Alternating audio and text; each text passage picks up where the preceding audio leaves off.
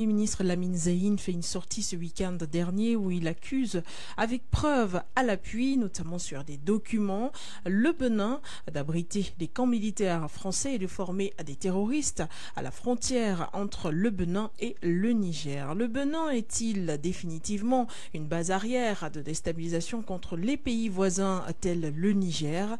Le programme de déstabilisation étranger suit-il son cours avec pour pilote le Bénin? Eh bien, on en parle dans cette émission Regard panafricain et c'est avec notre invité André-Christelle Fanga que vous maîtrisez assez bien. Merci d'être là ce soir. Bonsoir et bienvenue.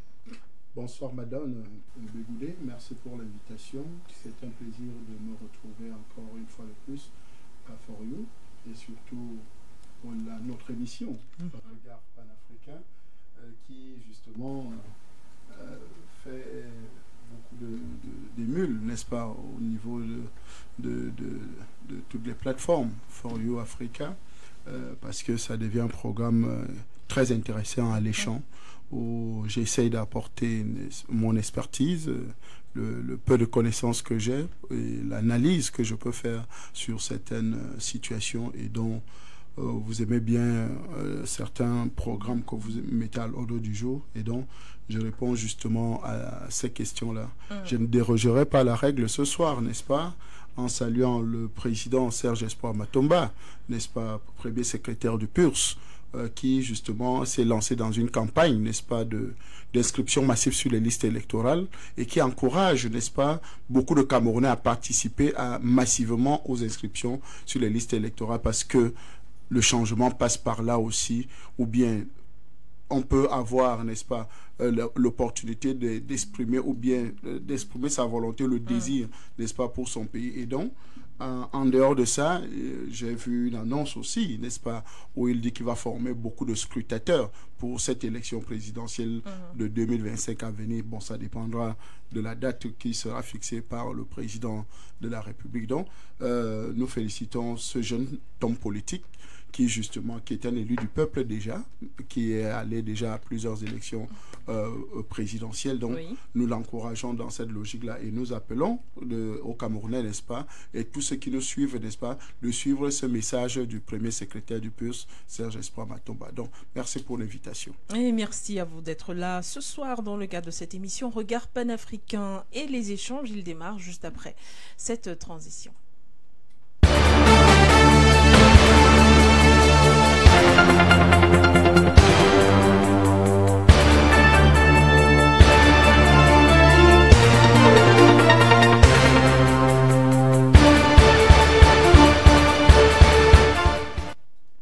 André-Christelle Fanga, le président Patrice Talon a exigé l'ouverture des frontières du Niger qui mènent évidemment au Bénin.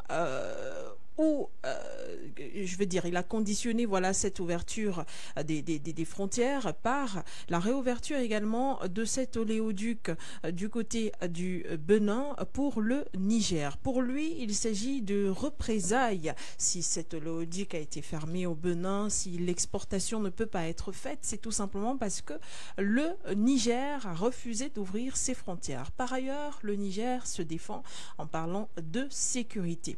André-Christelle Fanga, peut-être la question qui vient à l'esprit avant de démarrer, voilà, d'entrer dans le vif du sujet, c'est jusqu'où ira le Bénin dans cette petite guéguerre avec le Niger qui semble pourtant inutile.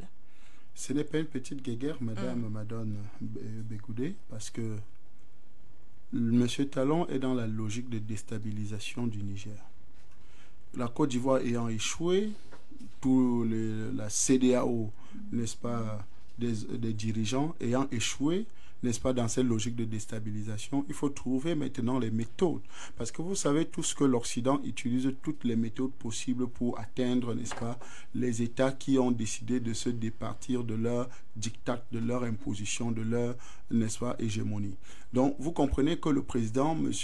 Talon, aujourd'hui du Bénin, qui, ma foi, venait avec beaucoup de bonnes intentions pour le Bénin, mais finalement, il s'avère qu'il est devenu un dictateur d'une autre...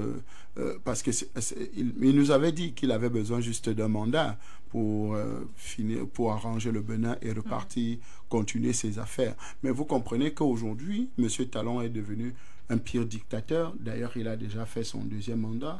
Je crois qu'il va aussi avoir un 3e, peut-être un 4e, peut-être un 5e, ça dépendra, mais attendons voir. Mais nous savons tous que le dossier qui nous intéresse aujourd'hui, c'est que on cherche les voies et moyens de comment pénétrer le Niger. Parce que, ayant le pays, n'est-ce pas, du général Tchiani, n'est-ce pas, ayant pris le courage de dire aux Américains de partir, n'est-ce pas, de démobiliser tout leur matériel, de tout leur... vous appelez ça quoi? La base. Oui, la base militaire, de partir, de réemballer tout ça. Alors, le Niger devient l'ennemi numéro 1 des États-Unis et de la France. Donc, vous comprenez qu'aujourd'hui, tous les suppôts de l'Occident aujourd'hui ne peuvent que se ranger, n'est-ce pas, dans cette posture-là, pour justement se mettre dans la logique de déstabilisation de ce pays-là. Donc, ce n'est pas une petite guéguerre. Ce n'est pas une petite guéguerre, parce qu'arriver déjà à bloquer le Haut-Duc, n'est-ce pas, qui transporte le pétrole du Niger pour le Bénin, qui permet que ça puisse être évacué, n'est-ce pas, pour la Chine, qui est le partenaire, n'est-ce pas, du Niger par rapport à cette exploitation. Vous voyez encore que les grandes puissances sont encore concernées par l'exploitation de ce pétrole-là, n'est-ce pas. Pourquoi? Parce que le Bénin qui gagne en matière de transport, en matière de douane, en matière de beaucoup... en fait, cet oléoduc ne profite pas seulement au Niger, ça profite aussi au Bénin. Donc, quand un président prend déjà une décision pareille de fermer, ou bien de dire, OK, en disant, posant comme condition, il faut absolument qu'on ouvre d'abord les frontières avant qu'il puisse... Mais attends, Monsieur Talon, posons-nous la question, Madame Madone Begoudé. M. Talon ne fait pas partie de la CEDEAO. Quand le Niger a eu sa révolution, Talon n'était pas parmi ceux qui ont voté pour l'envoi des militaires, n'est-ce pas, pour déloger le général Tchiani et ses hommes. Est-ce que M. Talon n'était pas là parmi les chefs d'État qui ont pris la décision de suspendre le Niger de la CEDEAO et de prendre des mesures draconiennes contre cet État? Et même la fermeture des frontières. Mais c'est lui-même qui a proposé la fermeture des frontières entre le Niger et le Bénin. Vous comprenez un peu, donc? Parce qu'il y a des États, n'est-ce pas, dans cette zone, qui n'ont pas fermé les frontières avec les États, malgré la décision de la CEDEAO. Mais il y a des États qui n'ont pas fermé leurs frontières avec ces pays-là de l'alliance du Liftako-Gourma. Vous voyez un peu l'alliance du Sahel. Donc, vous voyez que M. Talon lui-même, n'est-ce pas, a cherché les propres problèmes, n'est-ce pas, de son propre pays aujourd'hui, qui pèse maintenant sur lui, parce qu'il ne faut pas se leurrer. Le Bénin est une lame de terre, une petite lame de terre, par rapport au Niger, qui est très grand. Donc, vous voyez que le flux, que ce soit le flux migratoire entre le Bénin et le Niger, est très important en matière de commerce, en matière d'échange. Donc, il y a d'autres avantages qui sont, n'est-ce pas, qui profitent, n'est-ce pas, au Bénin, qui ne sont plus aujourd'hui. Et ça commence à peser davantage sur l'économie du Bénin. Donc, vous comprenez l'acharnement aujourd'hui. Donc, en dehors de l'aspect sécuritaire, dont nous allons largement aborder tout à l'heure, n'est-ce pas, mais l'aspect aussi économique est très important dans cette guerre-là. Parce qu'aujourd'hui, les échanges entre les deux pays ne sont plus possibles aujourd'hui avec la fermeture des frontières. Donc, vous comprenez que ça paralyse certains hommes d'affaires venus du Bénin. Bon, on parle les marabouts, hein. Vous savez que le Bénin aussi est champion dans ce côté-là. Bon, c'est tout ce que le Bénin a pu nous trouver pour notre évolution en Afrique, les porte-monnaies magiques. Bon, on en passe. Mais vous comprenez que le pays de Talon est dans une logique où il faut véritablement renouer rapidement, n'est-ce pas, réouvrir les frontières pour que l'économie puisse se relancer entre les deux pays. Parce qu'il y a des gens aujourd'hui où leur économie est véritablement tombée aujourd'hui parce qu'il n'y a plus cet échange-là entre les deux États. Donc, vous comprenez que ce n'est pas seulement une guerre, mais c'est aussi des pertes énormes pour le Bénin. C'est aussi, n'est-ce pas, un engagement politique que M. Talon a pris et géopolitique que M. Talon a pris envers ses maîtres qui lui ont donné un agenda, qui ont défini son rôle à jouer par rapport, n'est-ce pas, à cette guerre qui est en train de se passer dans le Sahel et en Afrique de l'Ouest et dans l'Afrique en général. On rappelle que André Christelle Fanga, lorsque la CEDEAO avait édicté ces sanctions, justement, le Bénin faisait partie des premiers pays qui les avaient mises en application. Et parmi ces mesures, il y avait la fermeture des frontières, il y avait également le non-ravitaillement en termes de médicaments, mais également d'exportation et tout ce qui allait avec. Est-ce qu'on est justement là devant un bis repetita de cette situation, puisque l'on se souvient que cela fait perdre des emplois, cela ralentit également l'économie, que ce soit au Niger ou alors au Bénin. Est-on en face d'un bis repetita? Et la raison, est-ce que la raison vaut le coup réellement? Écoutez, je pense qu'aujourd'hui, il faut assumer les positions politiques que nous prenons. Okay. Parce qu'aujourd'hui, le président Talon paye, n'est-ce pas, le prix de sa position politique face à un État comme celui du Niger. Pardon. L'État du Niger est dans une logique où, aujourd'hui, elle a besoin de sa souveraineté. Elle ne négocie sa souveraineté avec personne. Et dans cette logique-là où la révolution a pris place, alors qu'est-ce que vous faites, vous, État soumis, comme le Bénin, ou bien dirigeant soumis, comme celui de M. Talon, n'est-ce pas? Qu'est-ce que vous faites? Est-ce que vous pensez aux populations? Est-ce que vous pensez au bien-être du pays, ou bien vous pensez à vos intérêts personnels? Et je pense qu'aujourd'hui, le choix est vite fait, c'est les intérêts personnels par rapport, n'est-ce pas, aux intérêts nationaux ou bien aux intérêts de la sous-région. Donc, M. Talon, justement, a choisi, n'est-ce pas, ses intérêts personnels. C'est-à-dire, peut-être il y a une garantie quelque part que peut-être ses affaires vont prospérer, n'est-ce pas? Ou bien on va lui donner certaines facilités en Europe, on ne sait pas. Mais nous savons tous qu'aujourd'hui, M. Talon agit plus comme un homme d'affaires qu'un homme politique. Vous voyez un peu, parce que si c'était un homme politique, il n'allait pas prendre cette décision-là. Il n'allait pas accompagner cette décision-là. Il n'allait pas s'arc-bouter, n'est-ce pas, dans la logique de sanctionner complètement le Niger. Et qu'aujourd'hui, n'est-ce pas, ils reviennent avec la même logique de chantage, de petit chantage, n'est-ce pas, en disant, ok, si vous n'ouvrez pas les frontières, moi, l'oléoduc, n'est-ce pas, ne fonctionne plus. Alors, attention.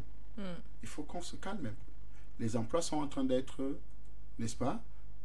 On a les avoirs, l'État béninois est en train de perdre beaucoup. L'État nigérien aussi. Oui, l'État nigérien perd, bien sûr. Mais on peut trouver d'autres solutions. Parce que l'État nigérien est propriétaire du pétrole. Donc, on peut trouver des voies et moyens pour le faire évacuer ailleurs. C'est pour ça que vous allez retrouver que il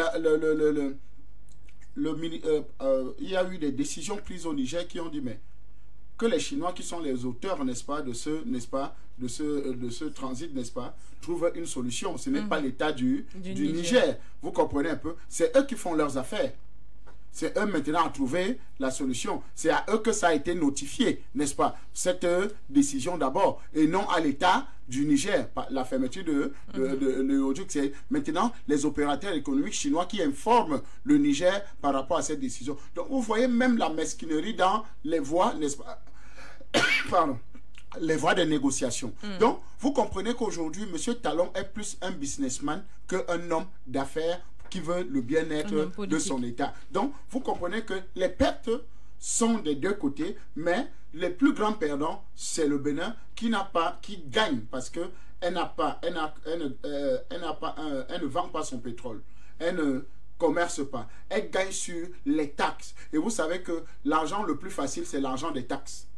Vous comprenez? Et un État ne vit que sur des taxes. C'est-à-dire, il n'a aucun investissement. L'État n'a aucun investissement. L'État a son port. Le Bénin a son port. Il a son espace où le duc passe, n'est-ce pas?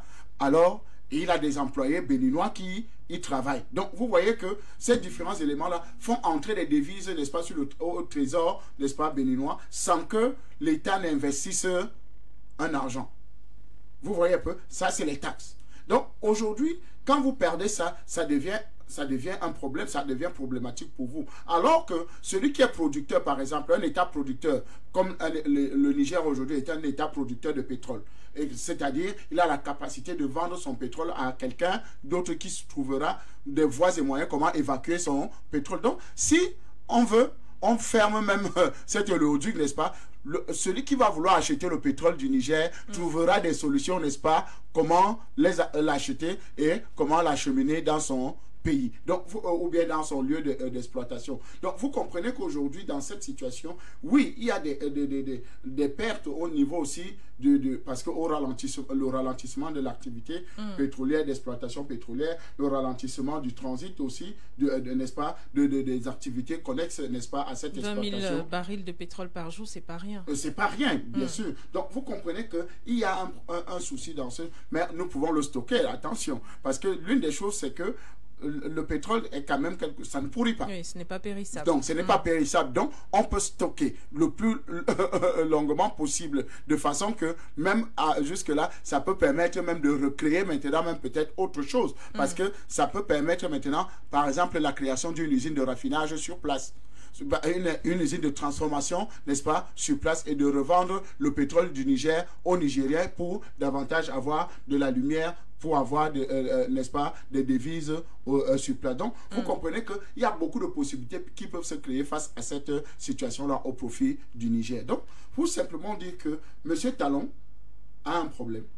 C'est qu'il obéit au doigt et à l'œil de son maître, de ses maîtres, qui l'ont imposé ou bien qui l'ont mis au pouvoir et qui veut le maintenir davantage au pouvoir au Bénin en obéissant à M.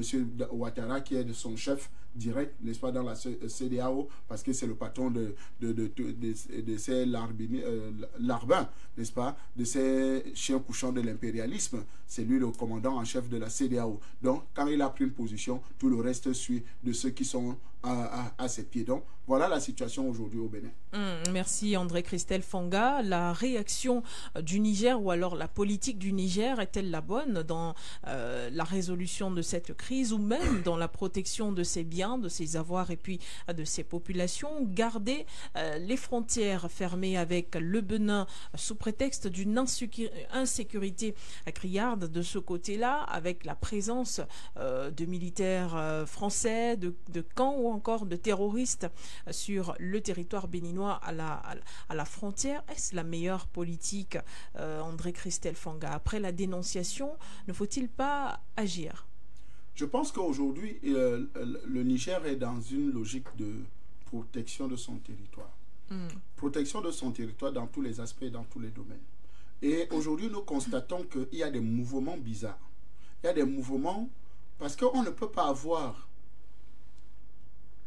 pris des décisions assez importantes, c'est-à-dire en faisant partie les Américains, en faisant partie les Français, presque dans les États de l'Alliance du Sahel, et que le Bénin accepte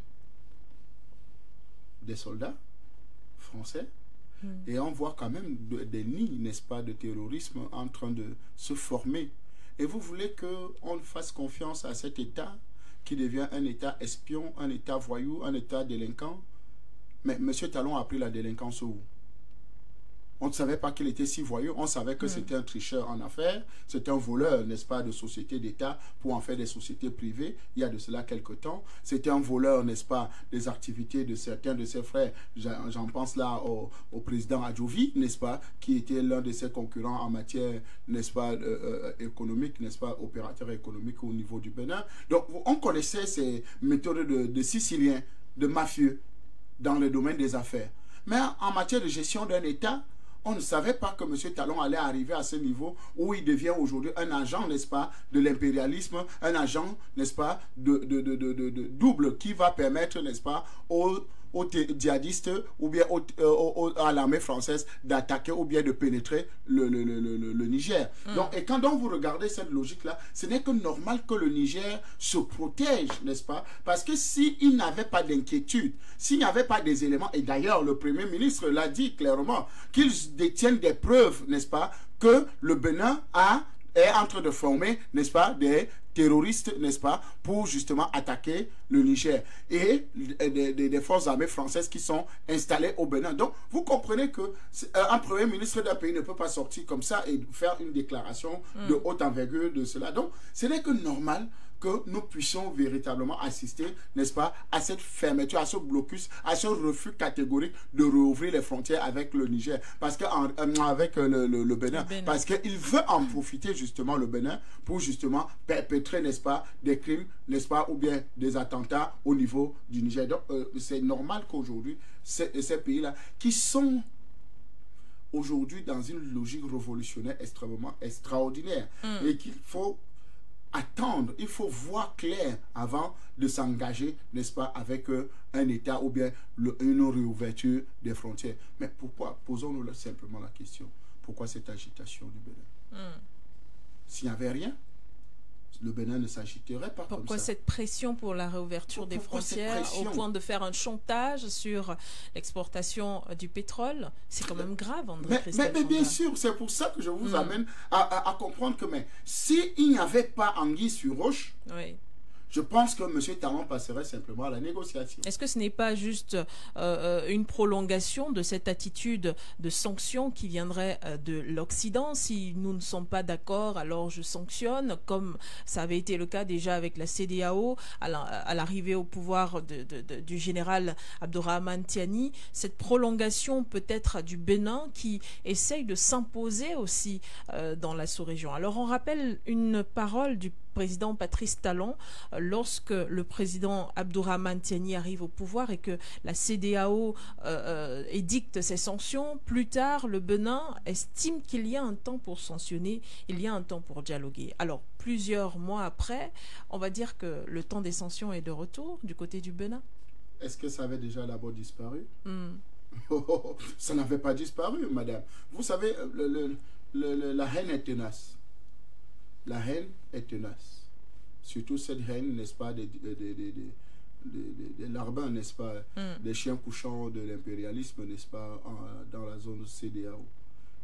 Ils ne vont jamais baisser les bras. C'est pour ça que notre combat devient très difficile, parce que il faut combattre l'ennemi extérieur et il faut combattre l'ennemi intérieur. Et les talons font partie des ennemis intérieurs de notre nation, de nos différents États. Alors que avec son élégance politique, son arrivée, on pensait qu'on avait affaire à un gentleman. On avait affaire à quelqu'un qui peut comprendre les enjeux. Mais c'est là aujourd'hui qu'on comprend que non, M. Talon n'est pas du tout sérieux. C'est pas du tout sérieux parce que ce n'est même pas seulement la prolongation, c'est le maintien, n'est-ce pas, des sanctions de la CEDEAO. Oui. C'est le maintien ou bien même l'ajout même, parce qu'aujourd'hui, là, on va en profiter, comme on a raté le programme de mise en place, n'est-ce pas, de cette force qui allait aller bombarder le Bénin, le Niger. Alors, il faut passer maintenant par une autre voie, plus subtile, n'est-ce pas, qui est l'accompagnement, n'est-ce pas, de l'armée française avec les terroristes pour justement déstabiliser complètement le Niger. Donc, vous comprenez que ça devient très dangereux. Ce jeu dangereux joué par M. Talon, n'est-ce pas, est véritablement un danger pour toute la zone, pour toute la CEDEAO. Mais, qu'il sache une chose, il y a des patriotes au Bénin, il y a des panafricanistes au Bénin, il y a des gens qui pensent que il en a déjà trop fait, parce qu'il en a fait tellement à des familles, à des hommes d'affaires, aux hommes politiques. Vous vous rappelez de Yahi Boni. Yahi Boni. Bon, ils sont nombreux qui étaient qui est un ancien président, bon, qui est devenu pasteur aujourd'hui. Donc, vous voyez qu'il y a eu des situations très graves, n'est-ce pas, au Bénin, causées par M. Talon. Donc, nous savons tous que ce n'est pas la prolongation, mais c'est justement le durcissement, mais d'une façon très subtile. Parce que quand l'éoloduc, n'est-ce pas, est arrêté, c'est pour faire du mal au Niger. Oui, aux populations, pas au gouvernement. Pas au gouvernement. Quand tous ces éléments-là sont, n'est-ce pas, quand il n'y a pas échange de médicaments, quand il y a embargo, vous faites embargo sur les médicaments. C'est pourquoi? C'est pour que les gens fassent comment? C'est pour que les gens meurent. Au Niger. Quand il y a d'autres activités connexes, n'est-ce pas? Le marché du bétail, le marché, n'est-ce pas, de l'habillement, de l'industrie de l'habillement, du coton et tout ça. Donc, il y a plein de ces éléments-là. Donc, ça veut dire que vous ne voulez pas que les populations du Niger vivent. Ce n'est pas le gouvernement, c'est les populations. Alors qu'aujourd'hui, nous savons tous que, et lui me l'a dit, il y a un temps pour sanctionner, il y a un temps pour dialoguer. Alors, le temps du dialogue n'est donc jamais arrivé. Le temps du dialogue, bien sûr. Heureusement que vous anticipez vous-même en dedans cette réponse, n'est-ce pas? Donc, le temps du dialogue n'est pas encore arrivé, malgré que, n'est-ce pas, la CEDEAO elle-même, elle a dissous, n'est-ce pas, ses sanctions, elle a demandé, n'est-ce pas, de la réintégration n'est-ce pas, du Niger dans la CEDEAO. C'est trop tard. Mais je pense qu'aujourd'hui, avec ça, ces méthodes de voyous et de délinquants ne marchera pas. Parce qu'on a en face des gens déterminés qui savent où ils vont. Parce qu'aujourd'hui, le Niger sait où il va avec ses autorités, n'est-ce pas, par rapport à ces chiens couchants de l'impérialisme qui ne savent pas où ils vont. Et on les impose. Parce qu'aujourd'hui, l'Occident a plusieurs flèches dans le arc, n'est-ce pas? Quand ils n'arrivent pas à utiliser les organisations, ils utilisent des individus. S'ils n'utilisent pas les individus, ils utilisent, n'est-ce pas, les groupes comme les groupes rebelles. Oui. Ils utilisent les groupes paramilitaires comme d'habitude. Vous vous rappelez du groupe Bancroft, n'est-ce pas, qui justement veut créer le désordre davantage en RCA. Mais vous comprenez qu'en dehors, c'est un groupe américain bien sûr, mais alors que le Centrafrique, n'est-ce pas, est protégé, n'est-ce pas, aujourd'hui, est en phase, n'est-ce pas, de libérer complètement son territoire grâce au partenariat Russie-FACA. Donc, vous comprenez que dans cette logique-là de déstabilisation, ils ont plusieurs flèches dans leur arc pour justement mettre en mal nos États. Politiquement, culturellement, économiquement, financièrement, et j'en passe. Ces méthodes-là sont connues et c'est pour ça que nous devons davantage sensibiliser, n'est-ce pas, les populations, sensibiliser les États, leur dire que voici les méthodes utilisées. Donc les talents sont les chevals de Troie. Les talents sont les éléments, n'est-ce pas, de déstabilisation de notre continent. Sont les agents, n'est-ce pas, de cet impérialisme-là qui veulent justement s'imposer au Niger, qui veulent, n'est-ce pas, qui ne veulent pas partir parce qu'en réalité, la logique de pompier-pyromane existe. Pyromane, pompier. Parce que le pyromane, c'est qui? Le pyromane a pour quel rôle? C'est de mettre d'abord le feu. Et maintenant, de venir jouer aux sapeurs-pompiers. C'est pour ça qu'il faut absolument déstabiliser le Niger. Parce que si on déstabilise le Niger, c'est facile aussi qu'on déstabilise le Mali et le Burkina Faso. Donc vous comprenez que cette logique-là, M. Talon et ses amis, n'est-ce pas, de l'impérialisme, sont dans cette logique-là de pénétrer le Niger et de créer la déstabilisation et que les Américains disent que bon, comme il y a les djihadistes, il y a terroristes, n'est-ce pas, sur votre territoire, on peut vous aider d'abord à stabiliser en attendant que qu'on formalise peut-être un contrat. Et donc, comme on a déjà des forces sur place, on peut agir pour justement mettre en mal. Et dès qu'il y a cette opportunité-là, alors, vous voyez que la déstabilisation prend place. Parce que c'est impensable et incroyable que c'est quand les forces étrangères arrivent que le djihadisme et le terrorisme s'accroît. Vous vous rappelez de Barkhane, qui nous avait annoncé que si Bamako sera pris bientôt, s'ils ne viennent pas au secours de Bamako. Ils ont dit au ministère de la Défense que les forces armées, n'est-ce pas, françaises qui composaient la force Barkhane étaient que les terroristes étaient entre 300 et 1000. Bon, ils ont encore ajouté qu'ils étaient 3000. Mais c'est pas grave. En 2013, ça c'est un rapport de 2013. Alors, vous envoyez 5000 hommes. 5000 quelque chose d'hommes au premier moment, n'est-ce pas, au premier débarquement de la force Barkhane. Après, vous y ajoutez jusqu'après la fin de Barkhane, vous vous retrouvez avec 10 000 hommes, près de 10 000 hommes pour la force Barkhane.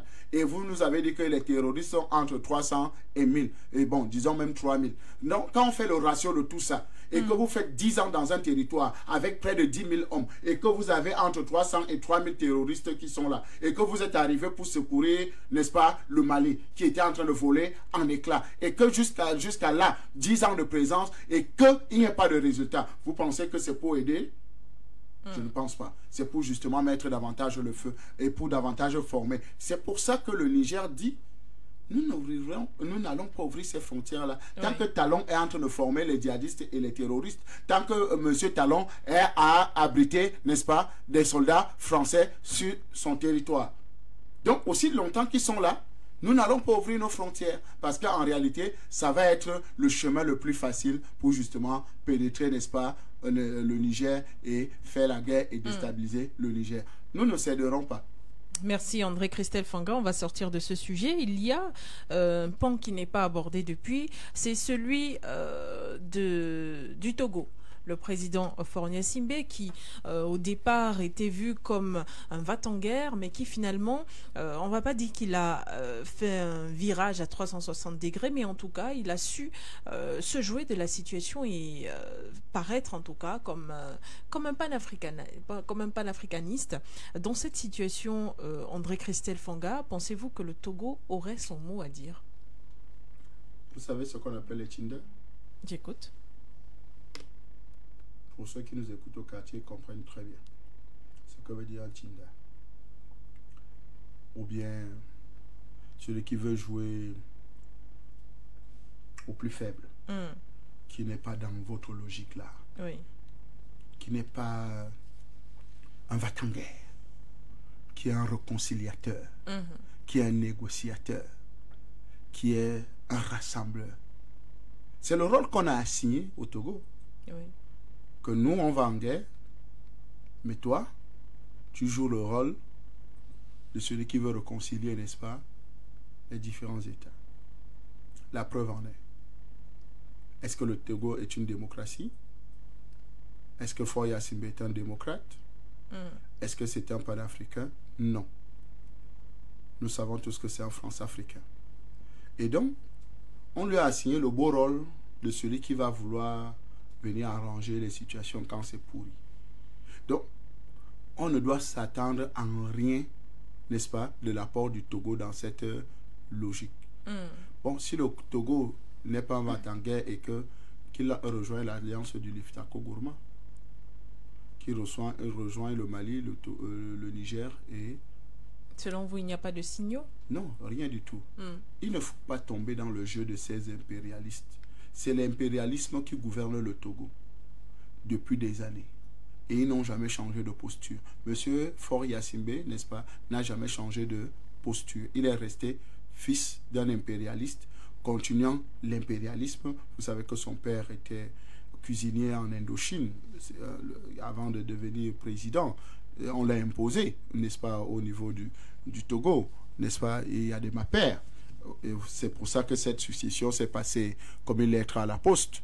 Vous voyez qu'ailleurs, ça a créé des problèmes, mais là-bas, ça s'est passé comme une lettre à la poste. Même chose au Gabon, avec Ali Bongo et Bongo Père. Donc, vous comprenez que les relais, n'est-ce pas, de l'impérialisme, c'est connu de tous. On sait comment ils fonctionnent. Donc, nous n'attendons rien de la médiation ou bien de la réconciliation ou bien des efforts, n'est-ce pas, de mettre les deux sur la table, n'est-ce pas, de ces deux pays, le Niger et le Bénin, sur la table pour essayer de discuter. Donc, nous savons tous que ces pays-là travaillent pour l'impérialisme et nous n'allons pas nous laisser distraire. Donc, que les Togolais ou bien le Togolais, n'est-ce pas, quand je parle du Togolais, vous savez de qui il s'agit, qu'il reste dans son petit coin de Larbin, on connaît qui il est, avec ses amis, ses nouveaux amis. Vous savez que ces nouveaux amis s'autoproclament panafricanistes un peu de partout maintenant, que c'est eux les vrais panafricanistes. Nous là, notre temps est passé, le temps des aboyeurs est passé. Maintenant, c'est le temps de ceux qui réfléchissent, qui parlent avec un français limpide, n'est-ce pas? Intellectuels. Les intellectuels. C'est maintenant le temps des intellectuels. Mais non, je pense qu'aujourd'hui, Madame, il faut que véritablement chacun reconnaisse la place de l'autre. Nous savons qui est qui dans ce combat. Nous savons qui veut quoi, qui est là, qui sont envoyés avec des gros moyens, n'est-ce pas, pour infiltrer le combat et le briser. Donc, nous disons aux autorités du Niger de ne pas céder, de ne pas... Togo, quelle incidence. Bon, pour la paix, pour la stabilité de la zone CEDEAO. Rien du tout. Pour la réconciliation ou alors le calumet de la paix entre le Bénin et le Niger. Vous n'y croyez donc pas, André Christelle Fanga. Merci en tout cas pour... Tant que Talon n'a pas changé de position, n'est-ce pas? Tant que Talon n'a pas encore pris des positions claires qui permettent qu'on lui fasse confiance et qu'on fasse confiance au peuple béninois. Et comment? Parce que l'une des choses, il ne faut pas seulement que nous dénonçons, il faut aussi proposer qu'ils chassent d'abord les militaires français qui sont là-bas. Qu'ils chassent, n'est-ce pas, qu'ils détruisent les bases des terroristes qui sont là-bas, qui sont vus et connus de tous, n'est-ce pas, que nous voyons, nous savons tous qu'il y a des cellules, n'est-ce pas, des terroristes djihadistes, n'est-ce pas, qui sont implantées actuellement au Bénin. On sait qu'il y a l'armée française qui est installée actuellement au Bénin. On sait qu'il y a les Américains qui sont au Bénin. Donc on sait qu'il y a des sociétés françaises, n'est-ce pas, qui ont vocation, n'est-ce pas, à financer le terrorisme, le djihadisme, à financer, n'est-ce pas, des groupes rebelles pour justement déstabiliser certains États qui ne sont pas dans la logique impérialiste aujourd'hui. Alors, ils sont tous installés à mettre tous ces moyens-là pour justement mettre en mal, n'est-ce pas, le pays qu'on appelle le Niger, qui est riche, extrêmement riche, et qui doit davantage s'enrichir à cause de son pétrole, à cause de l'uranium, à cause de l'or, à cause de toutes les matières premières qu'elle regorge. Ça, c'est une marche irréversible. Vous savez, une chose que vous devez savoir par rapport à nos États, et ce que nous devons rappeler, n'est-ce pas, à tous ceux qui nous écoutent dans ce combat, c'est qu'on peut rester 1 an, 2 ans, 3 ans, 4 ans, 5 ans affamé pour vivre peut-être toute l'éternité bien. Et ça, je pense que je crois en cette logique du Niger aujourd'hui que non, qu'il ne s'empresse pas, qui dit mais vous fermez le holoduc, mon problème est où? Allez demander aux Chinois qui veulent le pétrole, n'est-ce pas, de venir, d'aller négocier, n'est-ce pas, avec le Bénin. Nous, ça ne nous regarde pas. Si c'est pour le petit chantage, pour qu'on ouvre nos frontières fermées. On peut stocker notre pétrole, on peut vendre à quelqu'un d'autre, n'est-ce pas, qui en veut. Et il peut trouver les voies et moyens de comment faire partir son pétrole, n'est-ce pas, ailleurs. Ça peut développer d'autres activités, comme je disais tout à l'heure, n'est-ce pas. On peut, au lieu peut-être par bateau et tout, on peut le transporter par citerne et le faire transiter ailleurs. Ok. Merci André-Christelle Fanga pour ses apports sur le sujet concernant le Bénin et le Niger avec cet oléoduc et le chantage fait par Cotonou. En tout cas, à présent, sans transition, parlons de l'ONU et de l'Afrique. Des relations assez ambiguës depuis plusieurs années. Aujourd'hui, on se souvient le 10 mai dernier, le secrétaire général des Nations Unies, Antonio Guterres, déclarait « Il n'y a aucun membre permanent qui représente l'Afrique au sein du Conseil de sécurité de l'ONU, c'est inacceptable. » Alors ce n'est pas la première fois, c'est vrai que Antonio Guterres parle de ce sujet, mais cette fois-ci, il en parle alors qu'il est sur le territoire kényan et qu'il est face à la presse. Alors l'une des premières choses qui pourrait interpeller là-dessus serait, est-ce qu'aujourd'hui le secrétaire général des Nations Unies et même l'ONU tout entière essayent de resserrer l'étau autour du continent africain à un moment où la géopolitique mondiale est en train de subir des déplacements de plaques tectoniques. On se souvient des BRICS, on se souvient de l'Alliance des États du Sahel, on se souvient également de plusieurs nouveaux gouvernements dans plusieurs pays sur le territoire africain et des partenariats avec de nouvelles impulsions comme avec la Russie par exemple. Madame Madone, quand il parle de l'Afrique, il parle comme continent ou bien un pays? Mais André-Christelle Fanga, j'ai souvent un souci avec cette remarque. Oui. Plusieurs panafricanistes appellent à la création d'un État africain. Plusieurs panafricanistes appellent à la création des États africains pour qu'on ait les États-Unis de l'Afrique ou je ne sais pas quel nom on apporterait. Alors pourquoi cette sémantique est si dérangeante? Elle ne me dérange pas. Mais je pose juste une question d'intelligence pour que nous puissions tous réfléchir et qu'on puisse, n'est-ce pas, bouger, n'est-ce pas, on fait travailler les ménages, n'est-ce pas. En tout cas, Antonio Guterres parle de 55 États africains. Pour une place, 55 États. Pour une place au sein du Conseil de sécurité. Bon, quel est le pays alors qui va alors représenter les 55 États? Parce que c'est là qu'il faut commencer à réfléchir. Il le parle étant où? Au Kenya. Bon, c'est le Kenya? Peut-être bien. C'est l'Afrique du Sud? Peut-être que ce sera une rotation. Bon, ben, écoutez, qu'ils ne nous prennent pas pour des idiots. Parce qu'il y a eu quelques chefs d'État qui ont pris la question du Conseil de sécurité en disant non, c'est pas normal que l'Afrique n'ait pas une place dans le Conseil de sécurité. Mais une place dans le Conseil de sécurité nous sert à quoi aujourd'hui? Parce que nous avons par exemple aujourd'hui des décisions qui ne peuvent plus être prises au Conseil de sécurité, n'est-ce pas? Parce qu'il y a le droit de veto de certains États. Et parfois, des décisions qui concernent des pays africains. Vous voyez un peu? Donc, il y a même déjà les défenseurs de l'Afrique au Conseil de sécurité qui ne viennent pas d'Afrique. Donc, madame, venez nous dire que c'est une aberration, que depuis des années... C'est une injustice. Ah, vraiment, Gutiérrez nous aime, hein? Ils aiment bien les Africains. Vraiment, c'est gentil, monsieur Gutiérrez. Mais nous n'en voulons pas. Nous n'en voulons plus. Et nous n'en voudrons plus jamais. Parce que c'est trop tard. Trop tard, pourquoi? Parce que quand l'Afrique avait besoin, n'est-ce pas, d'une place au Conseil de sécurité pour défendre le président Laurent Gbagbo, les Nations Unies nous ont répondu « niet ». D'ailleurs, c'est les Nations Unies qui ont aidé le criminel d'Abidjan à prendre le pouvoir. Vous le savez bien. C'est-à-dire quand l'ONUCI transportait les rebelles, n'est-ce pas, du nord pour Abidjan, tout le monde le voyait. On a vu des hélicoptères, n'est-ce pas, de l'armée française, n'est-ce pas, et de l'ONU transporter les rebelles, n'est-ce pas, du nord pour les déposer en plein Abidjan. Nous avons vu les chars onusiens transporter des rebelles et aller bombarder le palais présidentiel.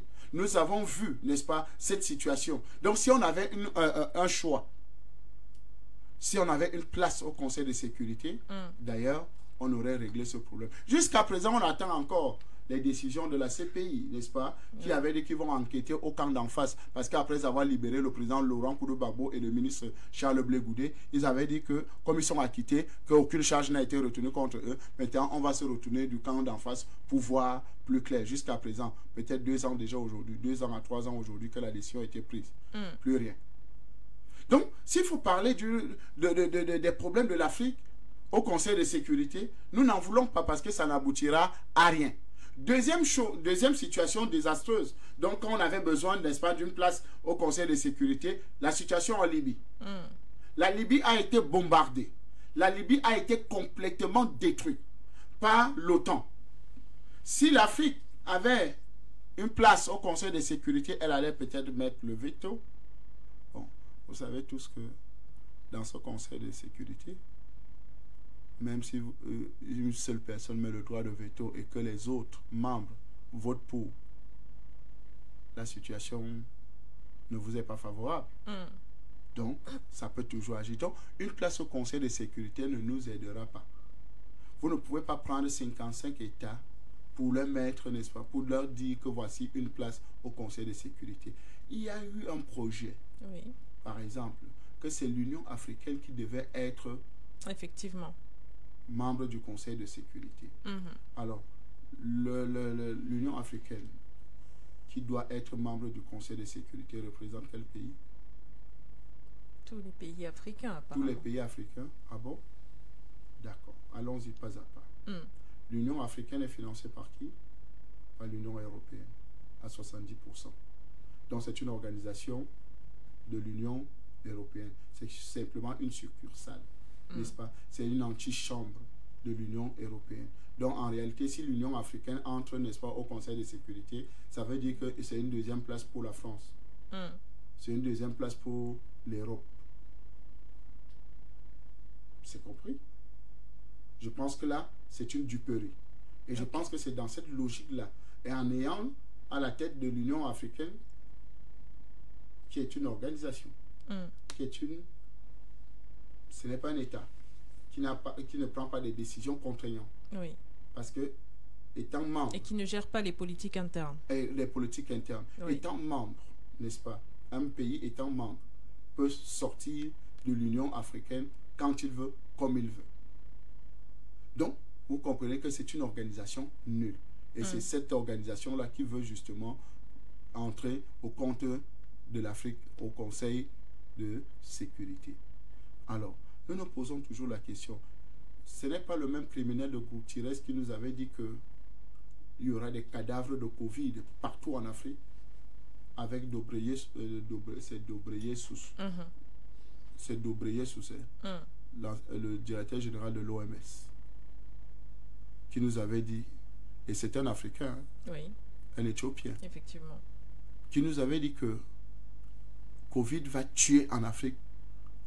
Donc on va ramasser les cadavres avec la pelle.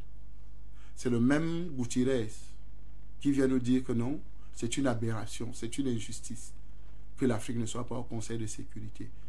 Le même Conseil de sécurité ayant voté certaines résolutions de tuer les Africains, comme en Libye. Et nous, on va chercher quoi là-bas? Je pense qu'il se fait tard pour ce genre d'organisation. Et deuxièmement, ou troisièmement, ou quatrièmement, je ne sais plus, dans mon analyse de cette situation, de cette question posée, quand vous avez un acteur majeur, premier acteur mondial, n'est-ce pas, en matière d'armes nucléaires, qui devient un partenaire extrêmement important pour l'Afrique, c'est-à-dire le Mali, le Burkina Faso, le Niger, le Tchad, le RCA, le Cameroun, qui devient un acteur extrêmement... L'Algérie, j'ai failli oublier, l'Algérie et d'autres pays encore, où la Russie est déjà, n'est-ce pas, très bien installée, et dont le parapluie atomique, n'est-ce pas, nucléaire, n'est-ce pas, pèse sur ces différents États qui, n'est-ce pas, qui prennent l'engagement de soutenir, d'être en partenariat avec la Russie. Qu'est-ce que le droit de veto encore va nous apporter? Sachant que cette même Russie a le droit de veto, est membre du Conseil, n'est-ce pas, de sécurité, et qui a le droit de veto. La Chine, même chose. Vous voyez un peu. Et cette Chine-là qui est un partenaire aussi important de plusieurs pays en Afrique. Et vous voyez aujourd'hui, la guerre géopolitique aujourd'hui, c'est que les intérêts sont multiformes. Les intérêts sont multiformes. L'Afrique est un puissant grenier, est une puissance réserve planétaire pour certaines choses, pour certaines matières premières. Et donc, les autres États en ont besoin. Donc aujourd'hui, avec cet élément-là, l'Afrique, n'est-ce pas, dans son entièreté, cette vraie Afrique dont nous parlons, cette Afrique unique que nous voulons, n'est-ce pas, pas imposée par les Gutiérrez, pas cette Afrique de l'Union africaine. Cette vraie Afrique où on veut une vraie fédération africaine, où on veut les États-Unis d'Afrique, où on veut véritablement que nous soyons unis, alors cette vraie Afrique l'a dit, nous avons tous les moyens possibles. Parce qu'à partir de là, nous pouvons d'abord commencer à fonctionner à vase clos. C'est-à-dire, on commence à commercer entre nous. On commence à dire, ok, vous voulez du pétrole, on le transforme sur place. Vous voulez de l'or, on le transforme sur place. Vous voulez du diamant, on le transforme sur place. Vous voulez l'uranium, on le transforme sur place. C'est pour ça que vous allez retrouver que des centrales nucléaires, n'est-ce pas, des centrales d'enrichissement de l'uranium dans certains États en train de se mettre en place, comme au Burkina Faso, où on va, n'est-ce pas, on va travailler l'uranium, n'est-ce pas, de certains États, même du Burkina Faso et peut-être même du Niger, sur place. Parce que ce matériel, ou bien cette vous appelez ça quoi, ressource naturelle, n'est-ce pas, est très importante pour l'Afrique parce qu'elle a la capacité de produire de l'énergie. En dehors seulement de l'armement, n'est-ce pas, des éléments qu'on met dans la composition de l'arme nucléaire, n'est-ce pas, il y a aussi la production d'énergie. Vous savez que Eneo s'est déporté aussi en France. Eneo, vous connaissez Eneo, non? Vous connaissez la société qu'on appelle Eneo. Cette société s'est déportée en France. D'accord. Elle a vendu aussi son expertise à l'État français. C'est-à-dire, on coupe de 14h jusqu'à 22h, ou bien on vous coupe jusqu'à le lendemain. Donc, c'est un peu ça. C'est parce que la France a perdu, n'est-ce pas, un contrat extrêmement important avec Areva au niveau du Niger, c'est-à-dire l'exploitation de l'uranium, qui ne faisait pas seulement pour les centrales nucléaires françaises, mais qui était une source de production de l'énergie, n'est-ce pas, en France, qui éclairait, n'est-ce pas, la France. Vous savez que 60% de la France est éclairée par l'uranium du Niger. Aujourd'hui, ça a baissé. Aujourd'hui, c'est en train de baisser encore. Et davantage, l'obscurité commence à prendre la France. Vous voyez que Macron, c'est un personnage lugubre qui amène les ténèbres en France.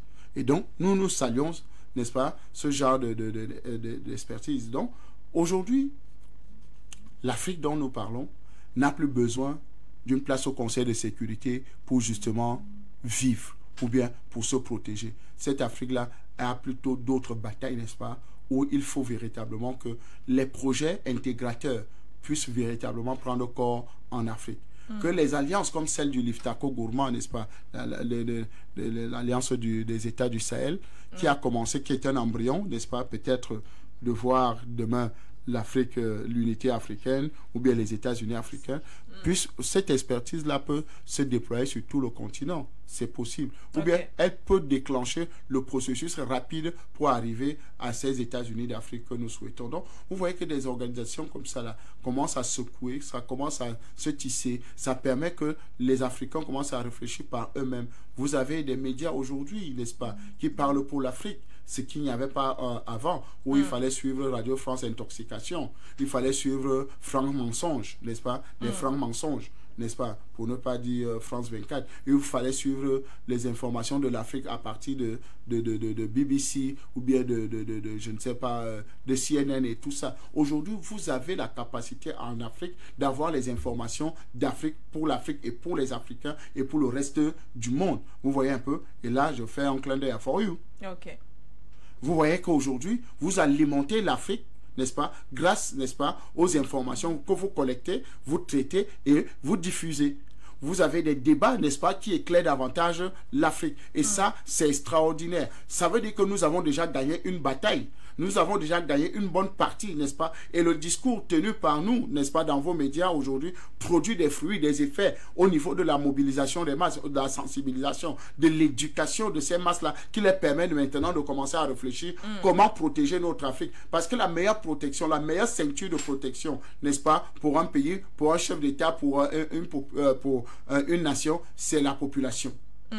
Si le peuple est bien éduqué, ils vont protéger les intérêts parce que l'Occident a toujours profité, n'est-ce pas, des querelles internes pour justement mieux, n'est-ce pas, nous diviser. En fait, c'est la logique de Machiavel, diviser pour mieux régner. Donc, nous savons tous qu'aujourd'hui, cette théorie de Machiavel a longtemps fonctionné chez nous en Afrique, sachant compter sur nos différences, sur nos envies, quand ce n'est pas les querelles d'argent, c'est les querelles de femmes. Quand ce n'est pas les querelles de femmes, c'est les querelles d'autres choses.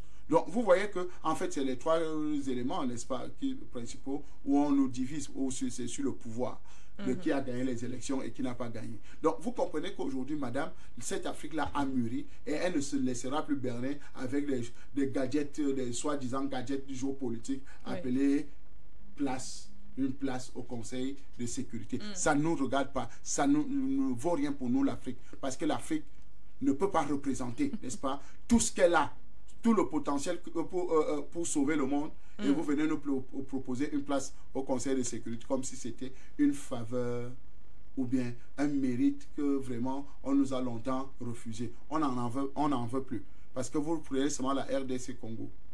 C'est presque toute l'Europe. Pour ne pas dire c'est toute l'Europe. Non, quand même. Merci André Christelle Fanga. Alors on retient de vous que c'est un appât tardif de l'ONU, du secrétaire général des Nations Unies, Antonio Guterres, que de proposer ou alors que de plaider et d'appeler, de convoquer l'injustice et l'inacceptabilité de cette absence de l'Afrique au sein de ce Conseil de sécurité des décennies après. C'est ce qu'on retient de vous? Ben, écoutez, c'est une incompétence de la part de M. Gutiérrez. L'Afrique n'en a donc pas besoin? Elle n'a pas besoin de participer pour réécrire son histoire? Non, pas avec... Corriger l'injustice historique? Non, il n'y a aucune injustice. Non, c'est hier qu'on pensait qu'avoir une place au Conseil de sécurité, de donner la garantie, n'est-ce pas, de ne pas être attaqué ou bien de ne pas, je ne sais pas quoi, être protégé. Non. Les auteurs, les plus grands destructeurs de la terre sont au Conseil de sécurité. Je commence à vous prendre des exemples. Allez-y. Les États-Unis. Ok. Membres du Conseil de sécurité. Ils sont allés bombarder l'Afghanistan. Même quand certains ont dit non, il est quand même allé bombarder. Il a bombardé l'Irak. Il n'a demandé l'avis de personne. Même quand les autres États ont dit non, les États-Unis ont bombardé. La Syrie a été donc attaquée. Si la Russie ne s'était pas opposée de manière militaire, Oui. Parce que ce n'était pas seulement de bouche. La Russie ne s'est pas seulement interposée de bouche. Quand les États-Unis et la France et le reste des membres du Conseil de sécurité alimentaient, n'est-ce pas, les groupes, vous appelez ça, les groupes qui attaquaient, n'est-ce pas, des islamistes qui attaquaient la Syrie, Bachar al-Assad, il a fallu l'intervention russe sur le terrain, avec des hélicoptères, avec des avions de combat et tout ça, pour protéger Bachar al-Assad. Donc, vous voyez que c'est les membres du Conseil de sécurité, les membres qui ont droit de veto. Quand la France a attaqué la Côte d'Ivoire, ce n'était pas un membre du Conseil de sécurité. La France était un membre du Conseil de sécurité. Oui. Quand la France, les États-Unis et tous les autres ont attaqué la Libye, ils ne sont pas membres du Conseil de sécurité. Donc ce n'est pas la garantie, être membre du Conseil de sécurité n'est pas la garantie qu'on ne vous fera pas la guerre. Donc, ça ne sert absolument à rien. Pour que vous soyez protégés aujourd'hui, la seule chose qui mérite, n'est-ce pas, où nous devons, c'est le partenariat avec la Russie. Parce que la Russie est la première puissance actuellement militaire du monde. En matière militaire, aujourd'hui, vous ne pouvez que faire avec la Russie. Parce qu'elle a les armes, elle a tout ce qu'il faut pour, justement, mettre en mal n'importe quel pays. Et nous savons tous que, je me rappelle d'un célèbre homme politique français qui avait dit, mais Macron est fou et idiot. Comment il peut aller attaquer il veut attaquer un pays, vous appelez ça quoi? Un pays,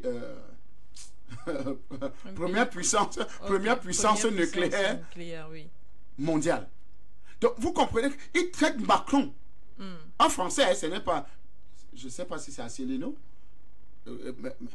qui traite Macron mais de fou. Il n'y a pas que lui. Mais ils sont nombreux qui traitaient Macron de fou. Comment vous pouvez aller attaquer un pays, n'est-ce pas, qui est militairement bien assis, 10 000 fois mieux équipé que la France, qui est un pays nucléaire et qui essaie d'enrichir, donc qui a construit des têtes nucléaires qui peuvent faire la guerre pendant 20 ans. D'accord. Vous avez vu Poséidon? Vous connaissez Poséidon? Vous connaissez Satan 2? Oui. La Russie a ça. Oui. Poséidon. Il a Satan 2. Quand vous entendez ce genre, et lors de la Coupe du Monde, je crois c'est quelle Coupe du Monde là, qui était organisée en Russie justement, au lieu de nous montrer le football lors de la cérémonie d'ouverture, on vous montrait comment les missiles peuvent quitter d'ici à là, on vous montrait, mais avec le ballon quand même au milieu, n'est-ce pas? Mais vous montrez comment là, une démonstration de force pour vous dire que où on est là, on est prêt. Et même les États-Unis savent qu'aujourd'hui, on ne peut pas attaquer, n'est-ce pas, un pays comme la Russie, la Fédération de Russie. Il faut préciser que c'est une fédération. Oui. Plusieurs États qui se sont mis ensemble. Donc, vous comprenez que même les États les plus puissants aujourd'hui, qui se prenaient les plus puissants aujourd'hui dans le monde, ne peuvent pas véritablement aller s'attaquer à la Russie. C'est pour ça qu'ils font une guerre par procuration. La guerre, en fait, avec la Russie, avec l'Ukraine. C'est une guerre par procuration de l'OTAN. Donc, ils se rapprochaient comme ça au travers de l'Ukraine pour vouloir fragiliser la Russie. Mais vous voyez les résultats. On présente maintenant les chars ukrainiens comme les trophées de guerre partout. C'est maintenant les visites de musées. Merci. Merci André-Christelle Fanga. Eh bien, l'horloge tourne et regard panafricain, c'est terminé. Certains estiment que la présence, voilà, de l'Afrique, des pays africains ou d'un pays africain au sein du Conseil de sécurité serait une rectification de l'injustice historique entre guillemets. En tout cas, selon vous, c'est totalement la négative. Ce n'est pas nécessaire. L'Afrique n'en a pas besoin. Et pour corriger l'injustice historique, que faut-il donc pour sortir? Écoutez, si on veut corriger l'injustice historique, il faut d'abord que la France, par exemple, dans ses anciennes colonies, paye. N'est-ce pas? Je crois qu'il y a un pays qui a demandé réparation. Haïti, par exemple. Oui. Réparation du droit, soi-disant, du droit colonial que la France. C'est estimé à beaucoup de milliards. Oui. C'est une organisation qui est en train de mener cette bataille. Vous imaginez que si toute l'Afrique francophone demande réparation à la France, combien ça va coûter? si on demande aux États-Unis, aux Belges et tout ça, en RDC, de payer, de faire des réparations de cette injustice criarde, est-ce que vous-même regardez ce qui se passe à l'est du Congo, de la RDC? Est-ce que ce n'est pas une injustice criarde au vu, au su de tout le monde? Et je vous rappelle qu'il y a une organisation de l'ONU qui est là-bas installée, la MONUSCO. La MONUSCO, c'est une organisation des Nations Unies, n'est-ce pas? Les casques bleus, comme on l'aime bien les appeler, les soldats de la paix. 30 ans après, il n'y a pas toujours de paix. Donc, vous comprenez qu'en réalité, s'il faut demander réparation, s'il faut demander ce repas, ils ne pourront jamais payer. Mais la seule chose que nous pouvons leur dire, c'est que la vraie justice, la justice divine, les rendra ce qu'ils vont. La preuve en est. Ils sont déjà en train de subir. Merci André-Christelle Fanga, c'est terminé. Merci infiniment de nous avoir écoutés sur la 96.3 FM, de nous avoir regardé également sur nos différentes plateformes internet. For You Media Africa, merci à la partie technico-artistique savamment orchestrée par Kelly et Mongo à la mise en onde et derrière les caméras. On se retrouve très bientôt pour une autre édition. Au revoir Niamey.